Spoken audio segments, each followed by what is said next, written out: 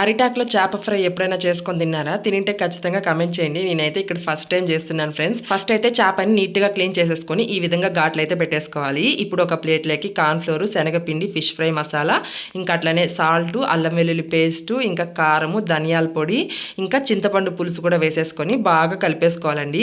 చింతపండు బదులు లెమన్ కూడా యాడ్ చేసుకోవచ్చు. లెమన్ వేస్తే ఏంటంటే మనకి కొంచెం చేదొస్తది.